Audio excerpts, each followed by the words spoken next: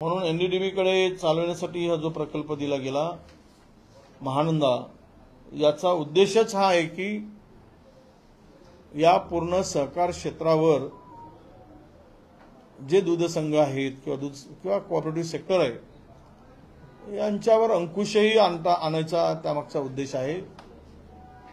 आणि गुजरातच्या दूध उत्पादक शेतकऱ्यांना मदत करण्याचा सुद्धा इरादा या माध्यमातून या निष्क्रिय सरकारचा दिसतो आहे।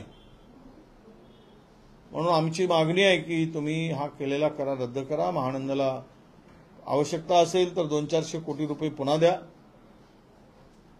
आणि ही एक महानंदाचा ब्रँड आहे, लोकांचा विश्वास आहे या ब्रँडवर।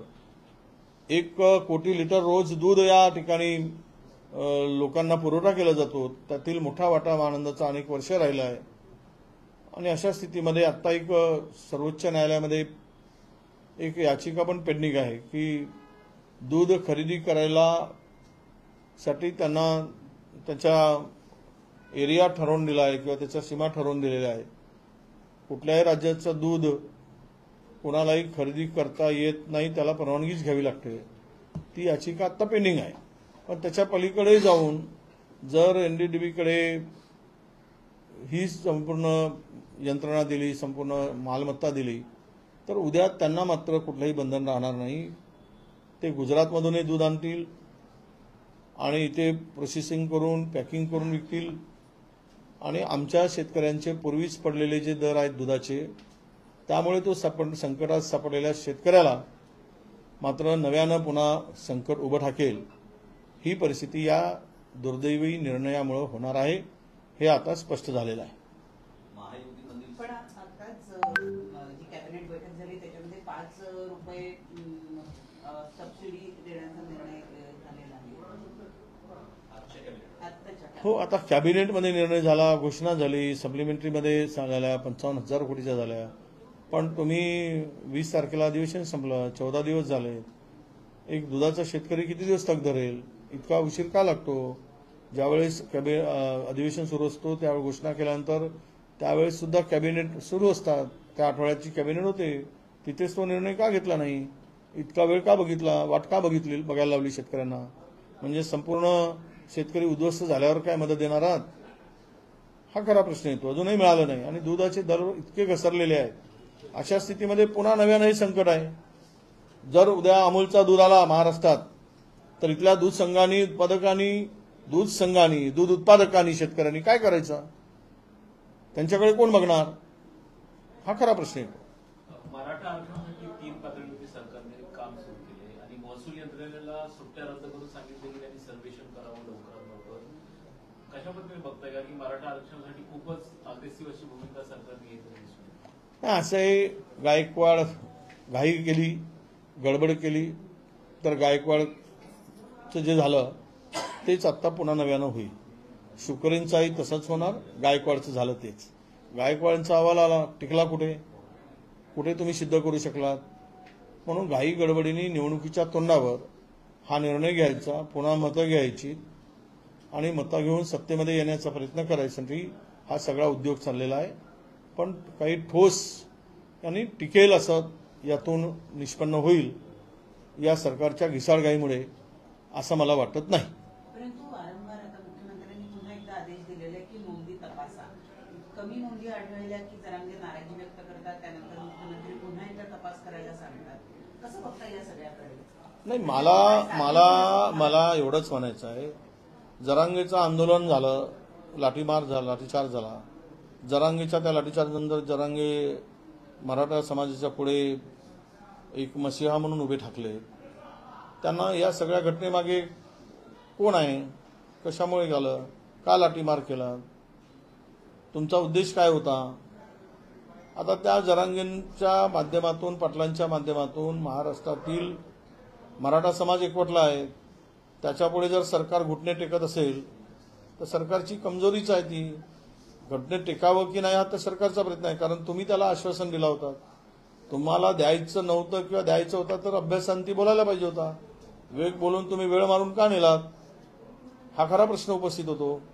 तुम्हाला जर हे सगळं टिकणारं आरक्षण द्यायचं होतं तर तुम्ही सांगायला पाहिजे होता. एक वेळा मुदत दिली, दुसऱ्यांदा मुदत वाढवून दिली, तिसऱ्यांदा, आणि ते अल्टिमेट देत राहिले. त्यांच्या अल्टिमेटवर तुम्ही उत्तर देत राहिलात आणि तारीख वाढवून घेत राहिली. आता तुम्हाला देता येतं का? महायुतीमधील एक मंत्री अब्दुल सत्तार ज्याप्रमाणे भाषा वापरतात, काल क्लिप व्हायरल झाली, एकंदरीत महायुतीमधील मंत्री अशा प्रकारची भाषा वापरणं कितपत योग्य आहे? त्यांनी जाहीर माफी मागितली आहे. नाही, हा अजेंडा कदाचित महायुतीचा असेल. एखाद्या मंत्र्याला मोकाट वाटेल ते बोलायला, भुकायला सोडून दिलं असणार. आता हीच संस्कृती आम्ही आता या सरकारची चांगले संस्कार बघतोय. काय उत्तम संस्कार महाराष्ट्राला देणारे मंत्री या सरकारने दिलेले आहेत. एका आई वडिलांची वर शिवे घाला, घाणेरड्या शिव्या घाला, पोलिसांना म्हणा, जनतेला हाणा, ते ढुंगण फुटतपर्यंत हाणा. म्हणजे ही मस्ती, सत्तेची गरमी, निरंकुशपणा, त्याच्यावर कोणाचंही अंकुश नाही. आणि ही सगळी प्रवृत्ती मला वाटतं की गुंडाला लाजवेल. गुंडही एकदा अशी भाषा वापरणार नाही. तो आई बहिणीच्या शिव्या देईल, पण त्या खालच्या दरावर, इतक्या खालच्या स्तरावर बोलेल किंवा जाहीर बोलेल, माईकवर बोलेल. तर मला वाटतं शिंदे, फडणवीस आणि आता बारामतीकर यांचे संस्कार कसे आहेत किंवा सरकारचे मंत्री कसे वागले तरी त्यांच्यावर यांचा अंकुश नाही, हे आता सिद्ध झालं आहे. अशा मंत्र्यांना तर एक मिनिटही ठेवायला नाही पाहिजे. ही भाषा अरेरावीची आणि मस्तीची. आम्हाला तर वाटतं की अशा प्रवृत्तीच्या मंत्र्यांना लात घालून काढून हाकलायला पाहिजे, हाणायला पाहिजेत. ते कमी आहे हा शब्द, त्याच्यापेक्षा अधिक बोललो असतो, पण माझ्या संस्कृतीमध्ये ते बसत नाही. सर, आव्हाडांनी एक वक्तव्य केलेलं आहे. आव्हाडांचं सध्या आव्हाडांचं एक हिंदी बाद में केलेलं आहे. असं मांसाहारी होता, राम हा मांसाहारी होता असं आव्हाडांनी वक्तव्य केलं. राम बहुजन होते, राम क्षत्रिय होते, हे मला माहित आहे. क्षत्रिय लढणारे असतात, राम हे क्षत्रिय होते. हे राम काही आता मी बोलत नाही त्यात बाकी, पण लढणारे होते. हातात धनुष्य होता, तीर कमान होता, आणि त्यावेळेस शिकार तर मात्र नक्की व्हायची. आता मला त्याच्या पुढचं माहित नाही, ते कदाचित आवडणार नाही. सर, आव्हाड साहेबांनी जे वक्तव्य केले ते म्हणाले की इतिहासात असं हे आहे, तर तुम्ही समर्थन करता का अशा पद्धतीनं? त्यांनी दिलगिरी व्यक्त केली आहे. दिलगिरी व्यक्त केली, त्यांनी खेद व्यक्त केलाय, पण इतिहासामध्ये जे आहे ते मी खरं सांगतो असं त्यांनी म्हटलं. असे वादातीत मुद्दे आत्ताच्या ह्याच्यात विकासाला सोडून हे अधिक होतात. आता इकडे विकासच्या नावानं तुम्ही मतं मागू शकत नाही, आणि धार्मिक भावना एवढ्या शिखरावर नेऊन ठेवल्या की त्याचा काही शब्द उलटा सुलटा झाला की ते हाणायला मोकळे होतात.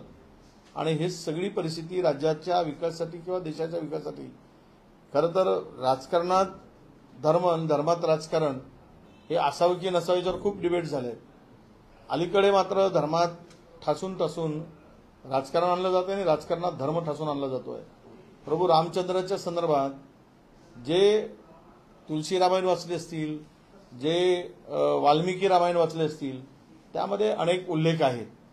आता बोलणं चूक आहे एवढाच त्याचा अर्थ आहे. सर, शिवडी नावाशिवाय रोड चालू होते, 250 रुपयाचा टोल, शिवडी नावाशिवाय रोडला 250 रुपयाचा टोल सरकार, शिवडीला 500 रुपये, 250 फोर व्हीलरला लाईट व्हेकलला 500 ना, 250 कमी केले जातात. 250 कसं बघतो? हा, नाही आता हे झाले हे शिवडी ते काय आपला नावाशिवा हा आता मोठ्या लोकांसाठीच आहे. त्याच्यासाठी ते बांधायचं आणि पाठ थोपटून घ्यायची आणि लोकांना लुटत राहायचं. सगळ्या टोल नाक्यावर लुटत चालली आहे. हा नवीन लुटीचा मार्ग आता नवीन बांधला गेला आहे सामान्य माणसाला वेठी धरण्यासाठी. म्हणजे मोठ्या माणसांनी तिकडे त्या रस्त्याचा वापर करावा आणि गरिबांनी किंवा सामान्य माणसांनी जाऊच नाही. बसचा मला वाटते 1600 रुपये घेतले, तर त्याचा बोजा प्रत्येक पॅसेंजरवर 50 रुपये पडणार आहे. हे सगळं विकास आहे की जनतेला लुटीचा नवा धंदा आहे, हा खरा प्रश्न या टोलवाढी लावलेल्या कराच्या माध्यमातून. मुंबईच्या अधिवेशनामध्ये मी अब्दुल सत्तारबद्दल आम्ही प्रश्न विचारला होता मुख्यमंत्री. त्यावेळेला मुख्यमंत्री असं म्हणाले की मी तपासून कारवाई करतो. अजून किती वेळ तपासणार आणि अजून अशी कारवाई? मुख्यमंत्र्यांची मजबुरी आहे. ते सत्तारांना काही धक्का लागू देणार नाही. त्यांना पूर्णतः मुख्यमंत्री वाचवण्याचा प्रयत्न करतात आणि वाचवून ठेवतायत. त्यांना तो मोहरा फार महत्वाचा वाटतोय म्हणून त्याला ते पाठीशी घालत असावे. 15 वर्ष सत्ता भोगल्यानंतर सुद्धा पक्ष सोडत असत असे गिरीश महाजन यांनी काही वेळापूर्वी म्हटलेलं होतं. काय वाटतं नेमका कुणाकडे? असं एक गिरीश महाजनांना सांगा की देशातील सत्ता गेली, ईडी आणि सीबीआय बाजूला करा, कोण कोणत्या पक्षात जातो हे तुम्हाला महिनाभरात कळेल. एवढंच माझं त्यांना उत्तर आहे. सर, तुम्ही अंगणवाडी सेविकांची भेट घेतली थोड्या दिवसांना आझाद मैदानाला. आज त्यांची बैठक होणार आहे मुख्यमंत्र्यांसोबत. मात्र दुसरीकडे त्यांना सकाळी नोटीस देखील देण्यात आली आहे की कामावर रुजू झाला नाही तर कामावरून काढून टाकू. कसं? नाही, नोटीस दिलं नाही. 51 अंगणवाडी सेविकांना काढून टाकलंय. त्या अंगणवाडी सेविकांचे कुलूप तोडून त्या अंगणवाडीचा ताबा घेण्याचं कामही सुरू झालंय. हा आदेशच सरकारने काढलेला आहे. त्यांच्यावर कारणे दाखवा नोटीस सगळ्या अंगणवाडी सेविकांना देण्याचं काम सपाट्याने सुरू आहे. काय आहे, शांततेच्या मार्गाने आंदोलन करणाऱ्या अंगणवाडी सेविकांना चर्चेला बोलवून मार्ग काढायला पाहिजे. तुम्हाला द्यायचा की नाही द्यायचा हा नंतरचा विषय आहे, पण चर्चाच करायची नाही आणि हुकुमशहासारखं वागायचं, सत्तेची रग अंगात घेऊन वागायचं आणि त्या सर्व शांततेच्या मार्गानं आंदोलन करणं हा संविधानिक हक्क आहे. तो हक्क कसा डावलू शकता?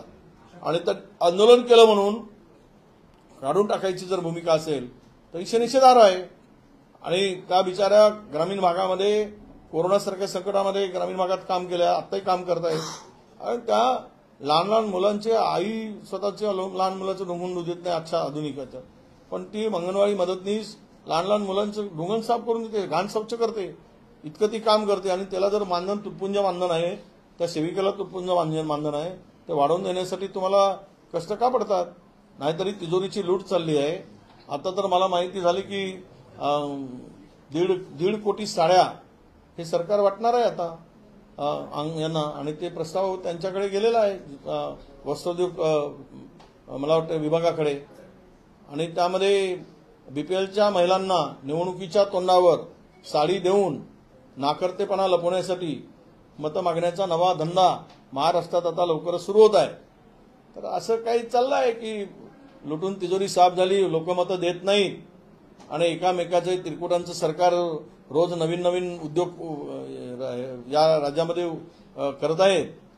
म्हणजे राज्यात बखास करण्याचं काम सुरू आहे.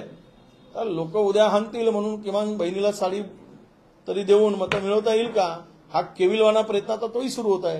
म्हणून तुम्हाला सांगतोय की हे सगळे प्रोजेक्टच्या माध्यमातून मोठ्या प्रमाणामध्ये राज्य साफ करण्याचं काम सुरू झालं आहे.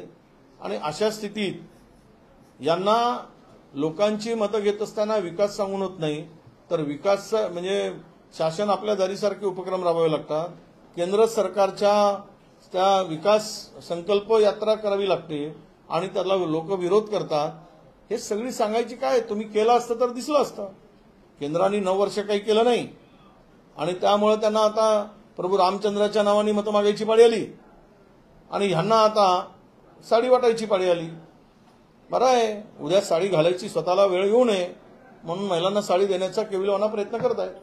2004-2005 पर्यंत जे शासकीय सेवेमध्ये रुजू झाले त्यांना पेन्शन लागू करण्याची घोषणा झाली आहे. त्याचबरोबर जे क्लार्क आहेत त्यांना 5,000 रुपये खूप भत्ता तो सुद्धा जाहीर केला.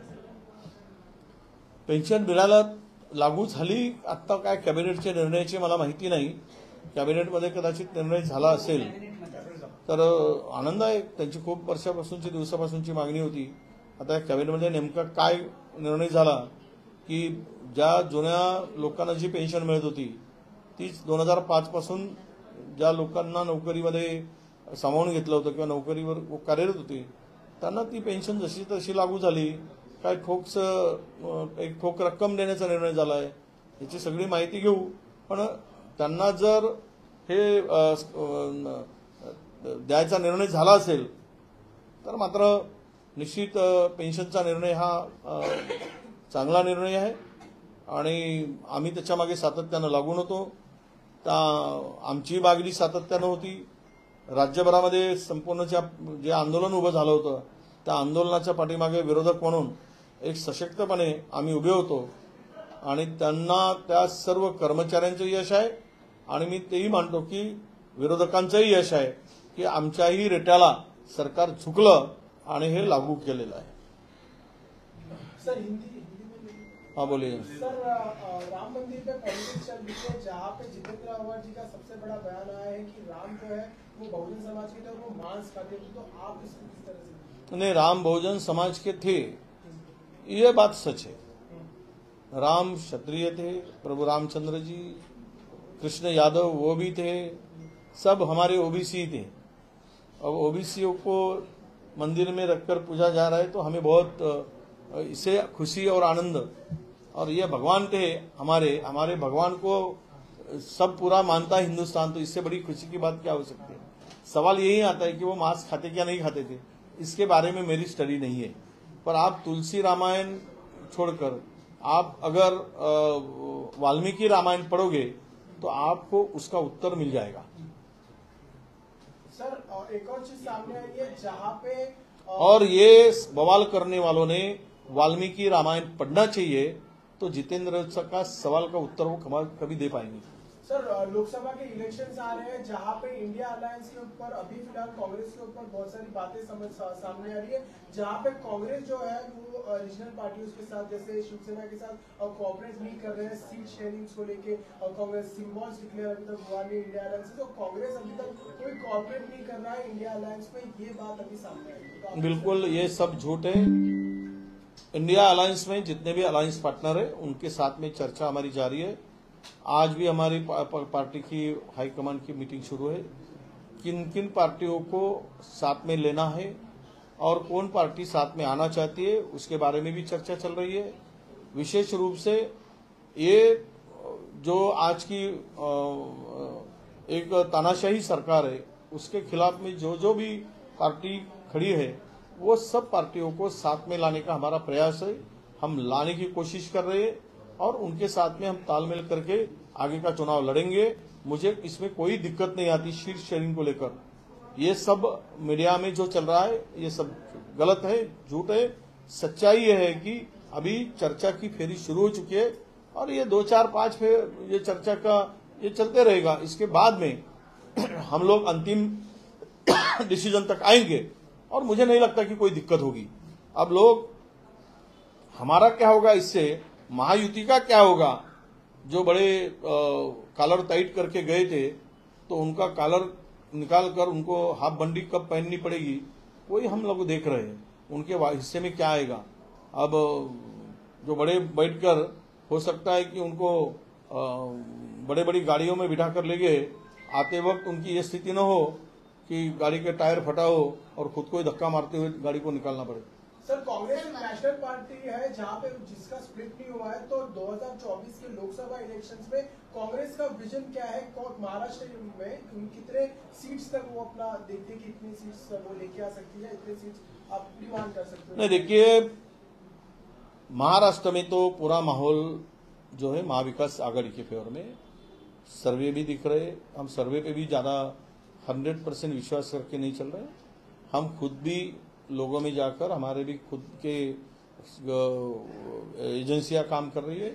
हम कभी कम से कम 40 सीटें हमारी महाविकास आघाड़ी महाराष्ट्र से जीतेगी. ये पूरा प्लानिंग है. हम सबको लेकर चलेंगे, चाहे सीपीएम हो, प्रकाश आंबेडकर साहब की वंचित आघाड़ी हो, शिवसेना हो, उद्धव जी की, पवार साहब की राष्ट्रवादी हो और हमारी और कोई आने वाले, हम उनसे भी बात कर रहे हैं. सबसे मिलकर, चाहे हमारे नेता राहुल जी का स्पष्ट रूप से कहना है कि जो भी अलायंस में पार्टनर आना चाहते, जिनकी कैपेसिटी जो है वो 5% के 4% वोट की भी है, उनको सबको लेकर एक ताकत से मोट बांधने का काम करो, ऐसा उनका निर्देश भी मिला है और उस दिशा में हम लोग काम कर रहे हैं. लोकशाही मराठी ऐका, पहा, जागरूक रहा.